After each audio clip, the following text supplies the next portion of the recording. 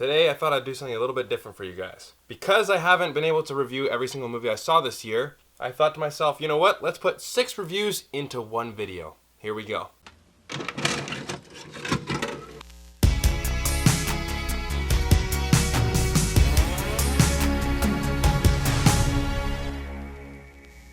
Hey guys, my name is Brandon, aka the BrandoCritic, and today, this is my 2019 movie review catch-up. Now, if any of you guys have been watching my channel for a while, I made a video before Endgame came out, and I said, you know, I kind of went through a movie burnout, and I just wasn't in the mood to really make videos. So there were a couple movies I saw this year, and people have been asking my opinions of, and I haven't made videos for them. I just didn't feel like it. So I thought to myself, you know what? Let's just put them all into one video. So these are the 6 movies I saw this year that I didn't make a review for. Here we go. And just a side note, I just got this in the mail. 2019-2020, 50th anniversary. Go Canucks go. Now let's start off with Alita Battle Angel. Now I know this movie's not a summer movie, but I did see it and a lot of people have been asking my opinions of it. And my best analogy for this, and this is gonna sound kind of weird, but think of a tugboat on a river. Now just let me explain. So imagine the tugboat is the movie and the end of the river into the ocean is like the satisfaction line, right? You pass that line, I'm satisfied with the movie, or I really like the movie. And when the movie starts, the tugboat is just chugging along. You know, I'm seeing Iron City, I'm seeing Alita, I'm seeing, you know, Christoph Waltz in the movie describe about Iron City and then how there was the fall. And I'm thinking to myself, I'm so invested in this movie. I didn't think I was going to like it this much. All right, what's going to happen next? And the boat is just chugging along. And then you add another plot line, right? And the more plot lines the boat has, the slower it goes, right? And it's just trying to juggle more and more plot lines, more and more stories, more and more characters, villain motivations, and all this stuff. And the boat gets slower and slower and slower, and it's getting closer, but it's just, it's so close, and ultimately kind of falls flat. And what sucks is that I can tell that James Cameron and Robert Rodriguez, you know, they didn't do a half-assed job in this movie, right? It looks amazing, and the motorball sequences, they look phenomenal. I'll say that right now, they look phenomenal, and this movie had so much potential in my eyes. Now, if they make a sequel, I'm definitely going to go see it, and I'll watch Alita Battle Angel again.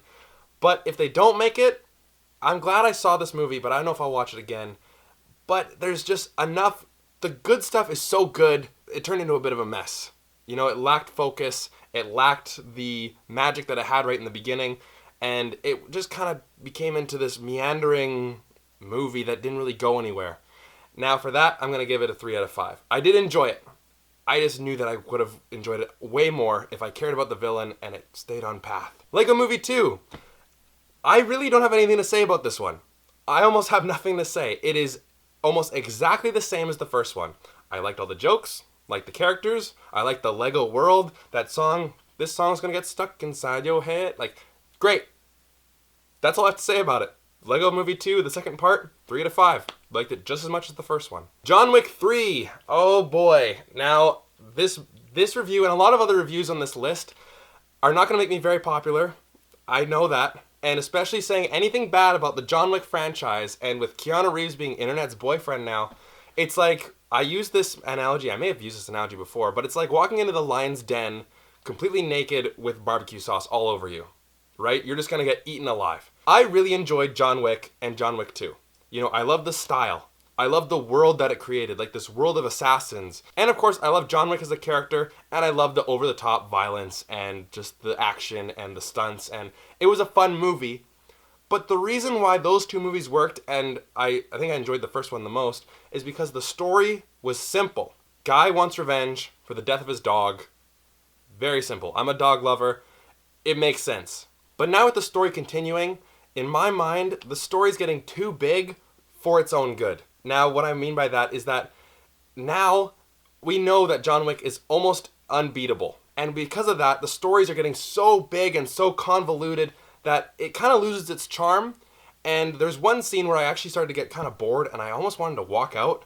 Only because it's like, all right, I know what's going to happen. I know that they're just going to send a swarm of bad guys. John Wick and Halle Berry this time are just going to shoot their way through. And there's no tension, there's no, like, we've seen all this action before in the first 2 movies. Now with just Halle Berry and Keanu Reeves just shooting everybody in the head, it kind of lacks the excitement. Now, some of the stunts in this movie, I will say, are great. The scene where he's, like, throwing the glass at people, it's fantastic.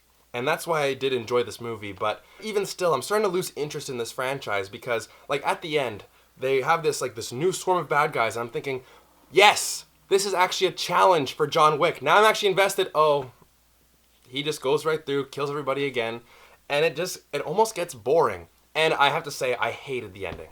I hated the ending. Roast me in the comment section, do it. Say how much you hate me, say how much you hate this video, whatever, I don't care. This ending, I was like, oh, alright, sure.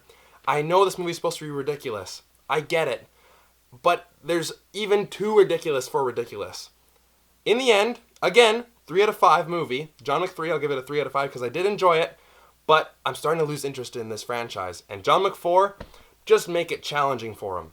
Make it challenging for him, please. Next up we have Shazam. Now, this movie was actually a lot of fun. And this movie felt like I was watching a superhero movie from like the early 2000s, like the Spider-Man, Sam Raimi era. Because, you know, you have the Avengers now and you have the DC universe. And the one thing I liked about the Wonder Woman movie a couple years ago is that it went back to the roots of what does it mean to be a hero, to be selfless, to help others. And in this movie, you know, you have a villain with clear motivation. You have a hero who is a kid, and it is fun to see a kid get these kind of powers and the things that they can do with it. It's very, very funny. I laughed a lot in this movie. But he actually has an arc. He learns, he gets taught something, and he knows that, okay, with great power comes great responsibility. The quote's famous for a reason. And it is nice to see a kid, you know, he's a bit selfish at first. You know, he's being Shazam, you know, he's trying to get money off the streets. He's taking pictures for people on Instagram, and he's signing autographs. He's like, yeah, I'm the best. But he realizes that, you know, with great power comes great responsibility. And another lesson in the movie that I really enjoyed is your family, you know, it might not always be the family that birthed you into this world. Birthed? Is that the right word? Whatever. Your actual family are the people that surround you with love and support and who are there for you no matter what. That is who your family is. So with a simple story with a great hero, a great villain, fun action, and a ton of laughs, what more could you ask for in a superhero movie? I gave Shazam a 4 out of 5. I really enjoyed it. However, I cannot say the same thing about the next movie I'm going to talk about, which is Godzilla, King of Monsters. I hated this movie. I don't know if I hate it more than The Lion King, or I hate it more than Captain Marvel. Those are the 3 stinkers of the year for me. And I know a lot of people love those movies.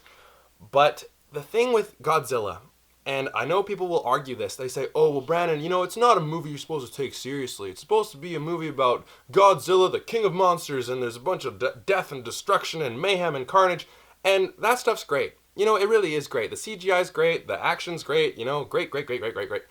But a movie like that, you should not be bored while watching it. I was so bored watching this movie because the story, it doesn't make any sense, and the characters are so boring, have no motivation, and what's even worse, they have no charm and no charisma. Even Independence Day, a movie that I like to make fun of and defend at the same time, you know, you have a bunch of mayhem and carnage, but at the heart of it, you had Will Smith and Jeff Goldblum.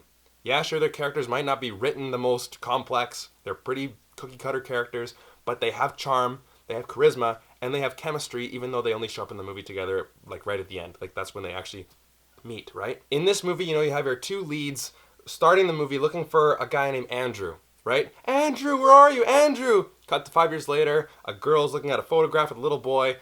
Okay, we assume that these characters lost their son in the first Godzilla thing. Great. That's all the motivation they get. And from there, they have no charm, no charisma, no likability to them. And I'm thinking to myself, okay, you know, you can see all the Godzilla mayhem you want, but you need at least one person or one thing that you can actually connect to guide your way through the movie. And these characters are just so boring because you don't know anything about them. The movie doesn't give you a chance to get to know them. And there's one line in the movie that really pissed me off. And it was like, I don't know exactly who said it, but they were like, oh yeah, her? To do that? No, she wouldn't do that. I've known her forever and she wouldn't do that. Well, how would we know? We don't know anything about her. She could do whatever you're talking about. Oh, that character would never do that. Well, how the hell do we know? This movie's bad, guys. I did not like it whatsoever. I'm going to give Godzilla a 1. Now, funny enough, the next movie I'm going to talk about, I'm gonna get so many bad comments for this. For me to shit on Godzilla and for me to give this movie a good review, oh boy, I'm gonna get it for this one. I really enjoyed Dark Phoenix. I really enjoyed it. I've had people, like, I talked about it a bit on my Instagram. That's how I normally interact with movie fans. And people just absolutely hate this movie. And I honestly, look, I watched it. I'm like, I don't see why. You know, my friends are like, oh, Brandon, let's go see Dark Phoenix. I'm like, oh, okay. You know, like, I'm an X-Men fan. I like the movies. I guess I should just see it. You know, let's get it over with. Let's just watch a bad movie. I really enjoyed it, guys. I don't know what's wrong with me. And I'm not here to tell you why you're wrong, why you should like the movie. This is my honest opinion, why I think that a lot of people don't like it. And if you like it for other reasons, and if you don't like it for other reasons, then great. But I honestly think, you know, you look at the superhero movies today. You have Avengers, you have Aquaman, you have Shazam, you have, you know, Ant-Man and the Wasp, you have Captain Marvel. The superhero movies of today, right now, all are either extremely lighthearted and comedic, really over the top, or just the most epic movie you've ever seen. Dark Phoenix is none of those. It is a slow, dark, personal drama that just happens to have characters with superpowers. And I don't know about you guys, but is that just too boring for people? I know, like, people are always expecting, like, this has to be the best movie I've ever seen. It has to be the best, has to be the best, has to be the best. Are people's standards too high? Or are people just unwilling to watch a movie about, like, a character drama? Again, this is just me talking out of my ass. Is this the reason why people don't like it? Who knows? If you don't like this movie, tell me in the comment section down below why you honestly didn't like it, because I'm having a hard time understanding this one. Because, again, I really enjoyed the slow, dark tone. You know, the threat of the Dark Phoenix. Yeah, sure, it's a big threat to the rest of the world, but you don't really see that because the movie focuses on the threat of the Dark Phoenix tearing apart the X-Men. You know, you have all these characters, right, with great motivations that have been established throughout all the films. You know, you have James McAvoy as Charles Xavier, and Michael Fassbender as Eric Lehnsherr, Magneto, and then you have, you know, Cyclops and Nightcrawler and Quicksilver, and you have all these other X-Men, and this Dark Phoenix problem are tearing them all apart. These characters, their ideals are changing, and, you know, they're turning against one another, and it's interesting to see. At least it was interesting for me to see. And I was glad that it just wasn't another blue laser in the sky that you had to defeat. This was a conflict between characters, like a drama. And because of the slow pace and the dark tone, when the action scenes did come around, I felt so invested. I felt like it was intense, like the last train battle. Oh, it was just, I'm thinking to myself, this is great. This is great to see on screen. Now, it's not as good as Avengers. Don't worry, I haven't gotten completely crazy. Endgame trumps this movie in every regard. But I'm gonna give Dark Phoenix a 4 out of 5. Am I just crazy if I forgot to take my brain medicine this morning? Call me crazy down in the comment section down below. I really don't care. Dark Phoenix, I really enjoyed it. I think I liked it more than X-Men Apocalypse. I don't know if I liked it more than First Class or Days of Future Past, but again, Dark Phoenix, I really enjoyed it, guys. Anyways, guys, those are just my quick thoughts on the 6 movies that I saw in theaters this year that I didn't do a review on. Also, I saw the Apollo 11 mission documentary. That was great to see as well. And I actually was just in Houston at the NASA Space Center to see that, like see all the rockets and stuff, right after I saw that movie. So that was a great time as well. But I don't really rate documentaries doing a video about it. I did the Michael Moore one as well a couple months back, but again, it's kind of hard to do a documentary because it's just, if you're interested in the subject matter, you're going to be interested in the movie. So I didn't really do that one. That's my quick little excerpt of that one. But out of all these movies I've just mentioned, which one is your favorite? And which one am I just out to lunch on? Am I just out to lunch on the Dark Phoenix one? Am I missing something with Godzilla? Whatever your opinions are, let me hear them in the comment section down below. And thank you guys so much for watching. Go Canucks go! And I'll see you guys in the next video.